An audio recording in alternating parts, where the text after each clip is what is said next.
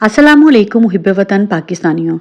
दुनिया में सबसे मुश्किल रास्ता हक और सच का है, जो रास्ता हमारे लीडर ने अपनाया और हम अपनी ज़िंदगी के आखिरी सफ़र तक इमरान खान के साथ खड़े हैं। इस टाइम पर पूरी तरह सोशल मीडिया पर भी क्रैकडाउन शुरू हो चुका है।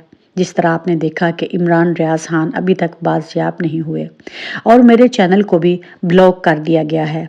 ये लोग मेरी और आपकी आवाज़ को दबाना चाहते हैं। इनका सिर्फ एक ही मकसद है कि हक और सच की बात करने वाला कोई ना हो, लेकिन ये नहीं जानते कि ज़िंदगी और मौत अल्लाह के हाथ में है।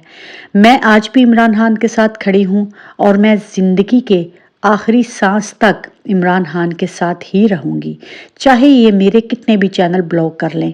तो मेरे इस नए चैनल को आप लोग सब्सक्राइब कीजिए, लाइक कीजिए, ताकि हम इस हकीकी आज़ादी की जंग में अपने लीडर के साथ शाना बशाना खड़े हों, क्योंकि ये जंग इमरान खान की जंग नहीं है।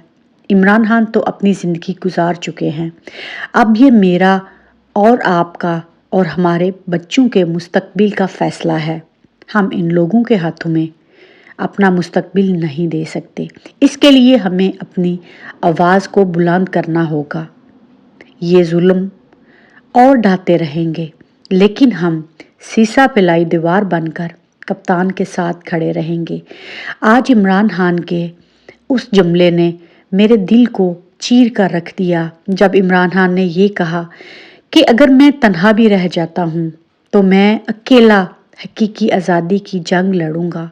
तो मुहिब्बे वतन पाकिस्तानियों, इस टाइम पर हमारे लीडर को हमारी ज़रूरत है। अगर हम फिज़िकली उसके साथ वहाँ नहीं पहुँच सकते ज़मान पार्क में, तो हम उसकी आवाज़ तो बन सकते हैं, उसके कौलो फेल को पूरी दुनिया में तो फैला सकते हैं। तो इसीलिए मेरी आवाज़ में मेरा साथ दीजिए।